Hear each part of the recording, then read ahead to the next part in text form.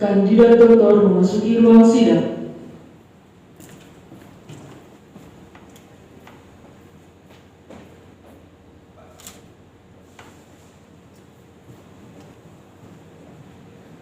Hadirin dipersilakan duduk kembali.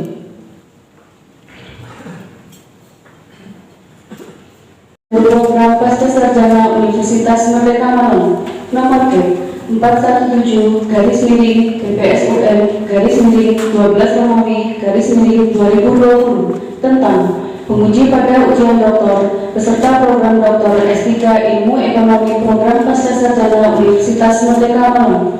Direktur Program Pascasarjana Universitas Merdeka Malang menimbang dan seterusnya, mengingat dan seterusnya, memperhatikan dan seterusnya, memutuskan menetapkan 1. Mengangkat penguji dan penyangga Profesor Dr. Grahita Chandraling MSI AKSI sebagai promotor, Dr. Edi Sugiantoro MSI sebagai co-promotor, Profesor Dr. Arifuddin MSI AKSI sebagai penyangga eksternal, Profesor Dr. Anwar Sanusi SEMSI sebagai penyangga, Profesor Dr. Liji Astuti SEMMCPMI sebagai penyangga, Profesor Dr. Lili Kustiani SSMM sebagai penyangga, Dr. Harmono MSI sebagai penyangga, Dr. Fajar Supanto MSI sebagai penyangga, Dr. Ahmad Firdiansyah MM sebagai penyangga, untuk menguji peserta program doktor S3 Ilmu Ekonomi Universitas Merdeka Malang atas nama Pandi Afandi SEMSI NPK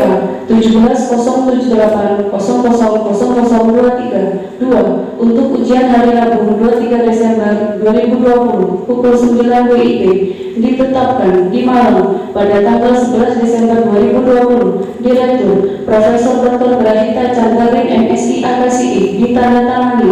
Tembusan 1. Ketua Umum Yayasan Perguruan Tinggi Merdeka Malang. 2. Rektor Universitas Merdeka Malang. 3. Kabiro Administrasi Akademik Universitas Merdeka Malang. Kurikulum vitae. Nama Pandi Afandi SEMSI. Tempat tanggal lahir Semarang 6 September 1964. Pekerjaan dosen. Alamat rumah Palapa Indah 2 Blok HH27 Pondok Majapahit 1 Semarang. Keluarga istri Sri Yuliastuti SE. Anak 1. Ivan Nurmal Santo. 2. Bagas Ardi Zulfikar. Pendidikan 1. S1 Manajemen Keuangan IKOPI. 2. S2 Magister Sains Akuntansi Universitas Diponegoro Semarang. Riwayat pekerjaan 1. Dosen tetap Sekolah Tinggi Ilmu Ekonomi Ahmad Salatiga. 2. Ketua Program Studi Akuntansi Sekolah Tinggi Ilmu Ekonomi Ahmad Salatiga. Jurnal Internasional. Status Publish. Nama jurnal International Journal of Scientific Technology Research. Judul jurnal Village Funding Performance, Good Governance and Human Resources Competence, Bancak Distrik Semarang, Municipal Indonesia. Selesai. Kerja pengelolaan dana desa. Sementara yang lain itu berpacu tidak mengangkat desa. Malah Promofendus mengangkat desa, gitu ya. Ada fenomena apa? Ada motivasi apa? Silakan. Ya, terima kasih. Sebelumnya saya hormati Bapak Rektor, yang saya hormati Prof. Dr. Grahita Chandrawin MSI AKSI, selaku promotor, dan Dr. Edi Subiantoro MSI Co-Promotor, dan Proyek Utama Profesor Dr. Arifudin MSI AKSI, dan penyangga Prof. Dr. Anwar Sanusi SMSI, serta Prof. Dr. Wiji Astuti SDMM SIKMH, Prof. Dr. Yudi Kusdiani SSMM, Dr. Harmona MSI, Dr. Fajar Supanto, dan Ahmad Yudhiansyah. Baik, Prof. Mungkin saya jelaskan sepintas terkait dengan motivasi dan kenapa saya meneliti tentang desa. Yang pertama, bahwa terkait dengan dana desa itu kan bergulir tahun 2015 dan itu masih merupakan satu fenomena yang baru yang harus kita pahami bagaimana tata kelolanya. Maka dalam disertasi ini saya menekankan pada tata kelola dana desa, karena tata kelola dana desa ini harus sedemikian rupa, harus dikelola dengan baik. Maka saya kaitkan dengan good governance atau tata kelola yang baik. Yang kedua, bahwa seperti yang dicanangkan oleh pemerintahan Jokowi di awal pemerintahan tahun lalu, bahwa dengan nawacitanya adalah salah satunya adalah bagaimana membangun Indonesia ini dari pinggiran, dari desa. Yang kedua, bahwa dari 82 sekian desa dan kota itu 84% lebih itu masyarakat kita adalah desa. Jadi kalau desa itu bisa diberdayakan dengan baik, maka tujuan pembangunan nasional ini diharapkan akan tercapai. Itulah salah satu yang memotivasi saya tertarik untuk meneliti tentang dana desa. Itu Pak. Baik, jadi untuk desa, untuk data ya, di Amerika pun literaturnya sudah ada. Ya. Jadi bahkan yang pertama kali listed di NYC itu justru bukan perusahaan-perusahaan komersial ya, yang besar-besar itu, malah obligasi daerah, jadi municipal bonds. Jadi pertama kali yang listing di New York Stock Exchange NYC itu malah obligasi daerah ya, jadi municipal bonds. Jadi literatur itu sudah ada di internasional. Jadi tidak perlu minder mengangkat desa di Indonesia. Baik, dari saya cukup. Untuk berikutnya saya silakan kepada Co-Promotor, saya silakan kepada Ketua Rumah Dr. Edi Subiantoro MSI untuk menyampaikan sambutannya. Terima kasih Pak Duta atas saya apa? Ketemu terus itu. Gini aja, di antara antar good governance, di antara kompetensi sama supervisi itu kan koefisien yang lebih tinggi kan supervisi ya di good governance itu. Kira-kira kenapa tuh? Ya, jadi harus kita faktor dulu, kita potret dulu bahwasanya pengelola tata kelola itu justru untuk pengelola dana desa itu dua-duanya berpengaruh. Cuman titik pokoknya di sini yang dinamakan malah supervisinya. Nah, kira-kira biasanya dengan implementasi audisi. Ya, terima kasih Pak Dr. Edi. Jadi saya akan mengangkat variabel survei itu juga. Yang pertama adalah kompetensi aparat desa, satu. Yang kedua adalah supervisi yang dilakukan oleh aparat desa. Yang kedua, supervisi kalau kita lihat dari hasil profil faktornya itu yang menunjukkan nilai tertinggi adalah progressive supervision atau supervisi pidana di antara sekian banyak atau di antara 4 supervisi itu yang ditunjukkan dengan angka yang lebih besar. Lalu dikaitkan dengan pengaruhnya terhadap good governance itu juga lebih besar daripada dibandingkan dengan komunitas aparat desa. Kenapa demikian? Berdasarkan hasil analisis SEM atau Evolution Model AMOS itu supervisi terhadap good governance itu menunjukkan koefisien sebesar koefisien regresinya sebesar 0,907, sementara koefisien regresi kompetensi aparatur desa itu 0,485 terhadap good governance atau dengan good governance. Itu Pak kaitannya dengan tata kelola. Kira-kira pembentuk supervisi tadi yang pertama adalah tindakan itu ya. Iya. Menurut observasi Pak Pandi, contoh tindakan yang di lapangan di desa itu kayak apa? Ya. Di dalam supervisi tindakan itu ada beberapa instrumen yang saya gunakan. Salah satunya adalah evaluasi mulai berjenjang, kemudian evaluasi melalui bertahap. Dan di dua-duanya ini menunjukkan angka jawaban yang tinggi atau di range-nya itu mendekati 4 sekian. Berarti kan dia di antara itu dari tingkat dasar 2 antara 1 sampai dengan 5. Nah, kemudian dari situ kenapa kok justru yang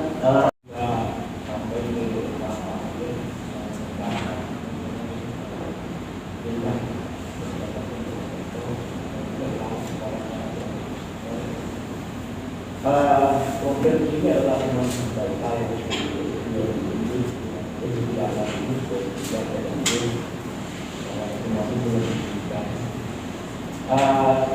tulisan ini sangat menarik ya.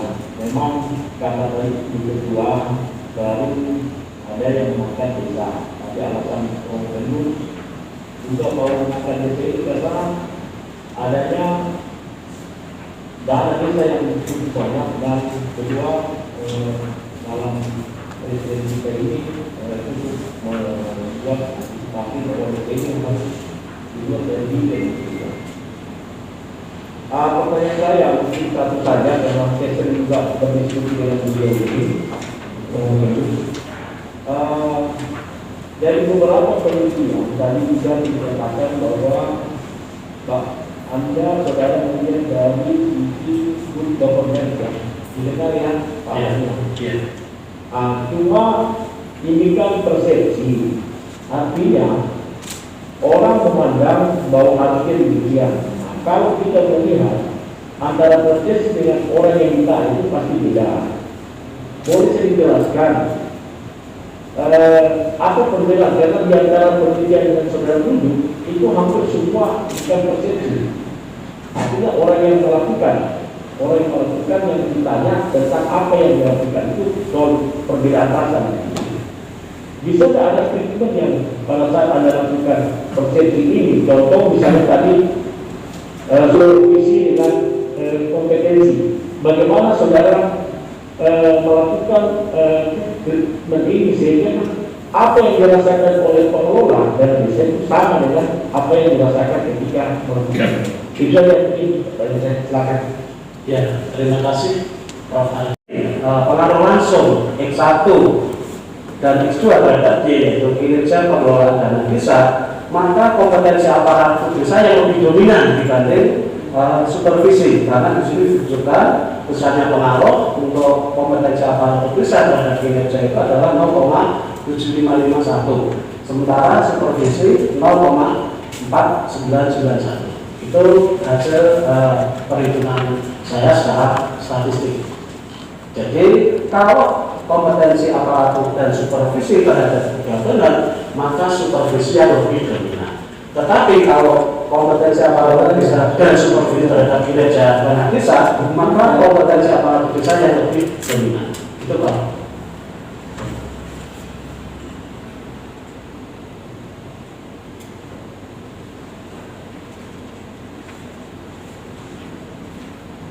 Oh, ini suara saya nggak kedengaran suara. Apa saya suaranya? Gimana, apa saya mampu Pak? Ini anu sedang terbukanya. Suaranya nggak dengar suara. Ya, oke. Oke, terima kasih Prof. atas penjelasannya. Mungkin saja pertanyaan saya. Dan juga mohon Pak Ibu Ketua sidang, kebetulan saya juga dihubungi di tempat yang lain. Boleh saya izin ya? Baik, terima kasih Prof. Arifudin sudah bersedia menguji secara online. Terima kasih yang tak terhingga sekali lagi. Terima kasih Prof. Arifudin. Ya, oke. Jadi ini Prof ya. Baik, silakan. Terima kasih. Waalaikumsalam. Waalaikumsalam warahmatullahi wabarakatuh. Baik, Bapak Ibu, saya lanjutkan pada penguji berikutnya. Saya persilahkan kepada yang terhormat Bapak Profesor Dr. Anwar Sanusi SPMSI untuk menyampaikan sambaran ini. Selamat pagi, saya ucapkan selamat pada saudara sudah insya Allah bisa mengakhiri studinya di Universitas Merdeka. Saya ada dua pertanyaan. Yang pertama adalah bagaimana mengenai pengelolaan desa yang saudara teliti, coba jelaskan dulu.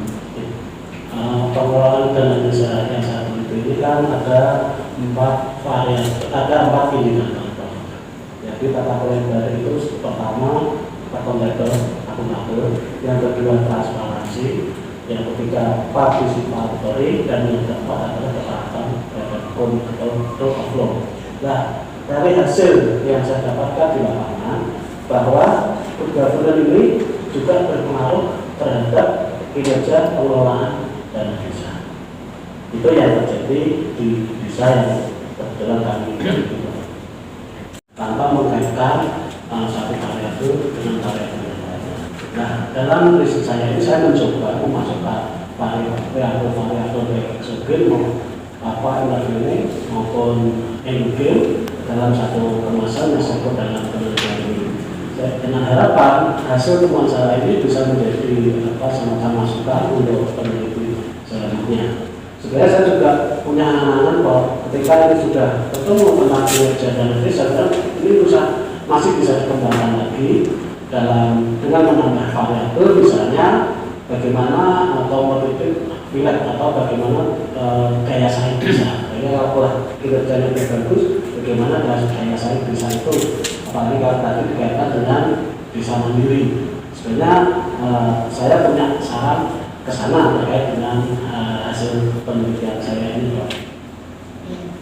Mungkin Bapak menemukan jurus-jurus jitu dari hasil penelitian ini, bagaimana supaya desa itu bisa betul-betul tepat sasaran, mengurangi kemiskinan, mengurangi pengangguran, intinya mengangkat ekonomi daerah atau desa itu, misalnya seperti itu.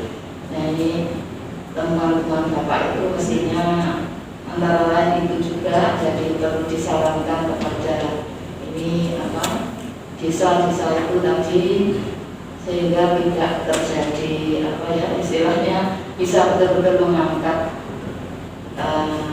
ekonomi di desa itu. Yang perlu saya tanyakan lagi satu, di halaman 76, apa alasan saudara dalam model struktural? Halaman 76, Pak.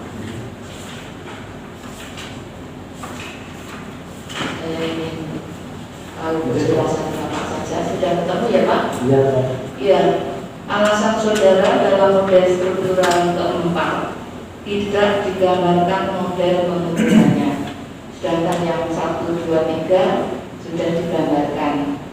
Jadi tentunya tidak mandek seperti itu, tapi diberi penjelasan istilahnya. Ya alasannya nggak apa-apa, hanya mentok seperti itu. Ya, tidak hanya di awal-awal berbicara konsep dan teori, tetapi ditambahkan implementasi di lapangannya seperti apa. Governance misalkan ini pengaruhnya besar sekali. Ya, tata kelola. Nah, tata kelola selama ini ya, supaya menjadi baik dengan 5 hal, transparansi sampai dengan independensi, itu selama ini menggunakan media apa yang dilakukan? Ya. Nah, kalau memang belum tercover di sini, disarankan. Ya. Saya kira itu. Terima kasih Ibu Ketua. Terima kasih Pak Pada.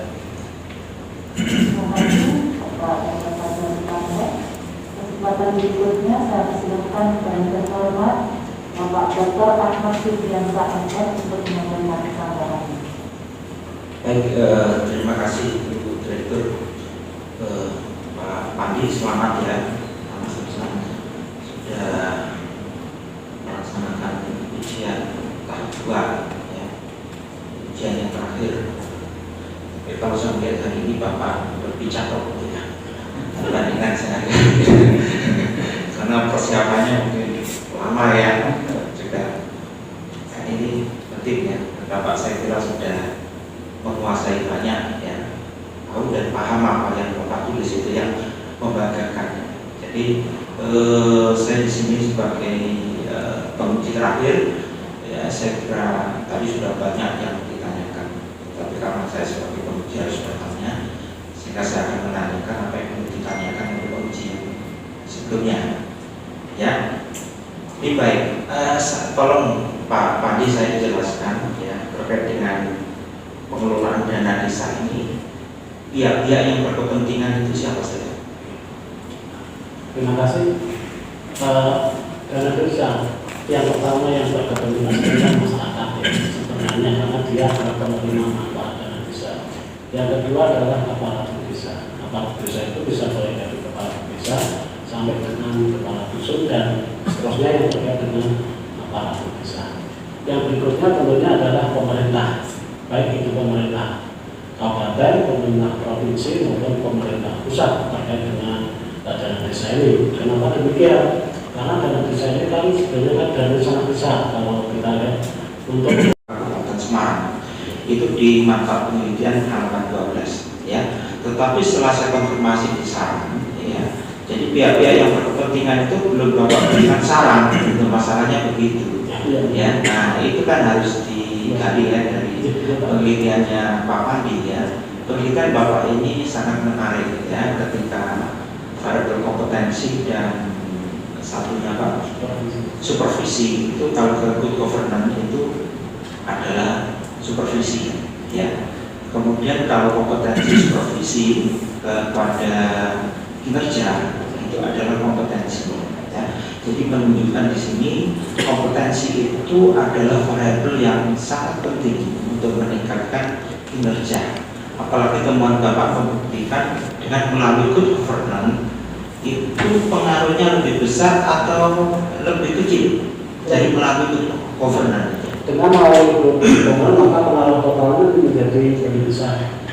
Pak Putri, kalau kompetensi aparatur desa atau kinerja pengadaan desa sekitar 0,75 Jadi kalau melalui good governance maka akan totalnya menjadi 0,81. Jadi ini membuktikan bahwa kompetensi aparatur desa itu dimediasi oleh good governance. Lalu yang terkait dengan supervisi, kalau dia langsung itu adalah 0,49, tapi kalau melalui good governance itu menjadi 0,5849. Sehingga di sini membuktikan bahwa good governance memediasi atau di sini sebelum organisasi memediasi antara supervisi terhadap kinerja pengelolaan dana desa. Ya, jadi itu pentingnya good governance karena terbukti sebagai mediasi tadi. Ya. Nah, kalau saya tarik lagi dari temuan Pak Pandi ya terkait dengan good governance itu kontribusi yang memberikan memberikan kontribusi terbesar terhadap pembentukan good governance itu kan akuntabilitas, ya. Untuk pertanggungjawaban di sini, ya, yang harus dilakukan oleh para negara terhadap pihak-pihak yang berkepentingan tadi. Terkait dengan hal tersebut, ya, tadi yang terkait dengan pertanggungjawaban tadi, ya, kira-kira di dalam laporan keuangan yang dibuat oleh aparatur desa, dana desa, serta itu dikerjakan secara manual atau secara bagaimana? Apakah ada sistem, ya, sistem aplikasi keuangan, aplikasi sistem keuangan desa yang terintegrasi, yang itu bisa digunakan di dalam pengelolaan dana desa, ya, sehingga prinsip-prinsip tadi akuntabilitas itu bisa ditampilkan di situ. Silakan dijelaskan. Ya, terima kasih Pak Fikri. Terkait dengan hasil penelitian kita adalah akuntabilitas atau pertanggungjawaban itu faktor yang paling penting. Di antara faktor penting itu, ketika saya telusuri di dalam deskripsi jawaban adalah terkait dengan pelaporan keuangan yang valid dan sah sesuai dengan ketentuan yang ada. Kalau kepala desa ini kan ada pedomannya yang sudah dikeluarkan oleh BPKP 2017 bahwa pelaksanaan dana desa itu rigid sekali, termasuk form-form yang digunakan, termasuk di sini ada menggunakan sistem keuangan desa. Itu yang digunakan dalam pengelolaan dana desa. Itulah jadi sudah sangat rigid sekali sebenarnya untuk menjalankan program dana desa ini terkait dengan pelaksanaan. Ya, jadi itu masih manual, ya. Siswatis ada Pak. Oh, ada siswatis. Sistem keuangan bisa. Jadi dipakai. Ya, jadi maksud saya itu nanti karena saya melihat syaratnya terkait dengan akuntabilitas untuk good governance itu belum ada di syarat. Ya. Jadi yang disampaikan sama Pak Pani tadi bisa dilengkapi di syarat. Ya. Oke, saya kira begitu.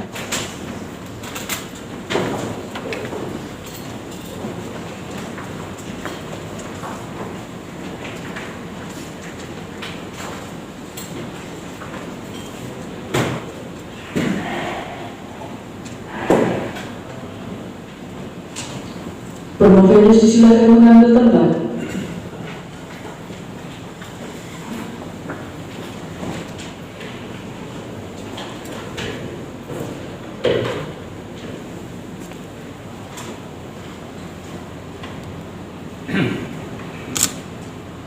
Hadirin sidang terbuka Komisi Doktor yang saya hormati, setelah ditunda selama lebih kurang 20 menit, maka sidang terbuka ini dibuka kembali. Berdasarkan hasil sidang terbuka, Komisi Doktor Universitas Merdeka Malang dan setelah memperhatikan prestasi yang telah dicapai Promovendus selama dalam pendidikan, ketekunan dan kesungguhan kerja Promovendus dalam melakukan penelitian, ketelitian dan ketekunannya dalam mempelajari perpustakaan, kemampuan Promovendus dalam menarik kesimpulan yang bermanfaat, cara-cara Promovendus dalam mempertahankan disertasinya, menggambarkan penguasaan Promovendus dalam bidang penelitian, semangat Promovendus di dalam upaya menyelesaikan pendidikan, memperhatikan pula penilaian yang telah dilakukan oleh panitia penilai ujian akhir tertutup pada tanggal 2 September 2020 dan segala peraturan serta wewenang yang ada pada Universitas Merdeka Malang, maka dengan ini memutuskan bahwa disertasi Promovendus diterima. Dan dengan demikian, Saudara Pandi Afandi telah menyelesaikan pendidikan doktor dalam bidang ilmu ekonomi serta dinyatakan lulus dengan predikat cum laude. Dan kepadanya diberikan hak untuk memakai gelar doktor dan hak dan kewajiban dengan hak dan kewajiban serta kehormatan yang menurut hukum melekat pada gelar tersebut. Penyerahan surat keterangan lulus oleh rektor, hadirin dimohon berdiri.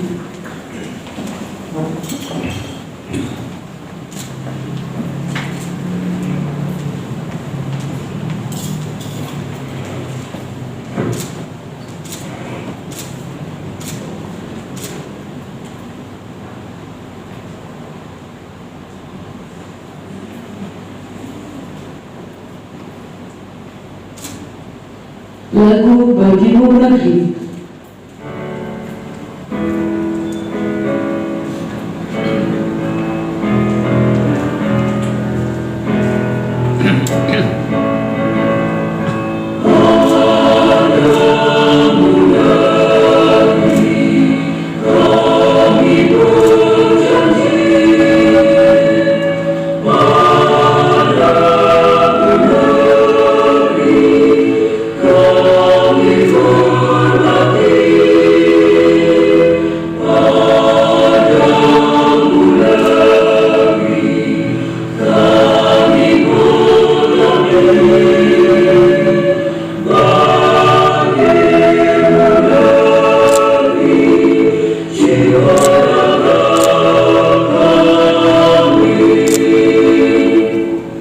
Hadirin dipersilakan duduk kembali.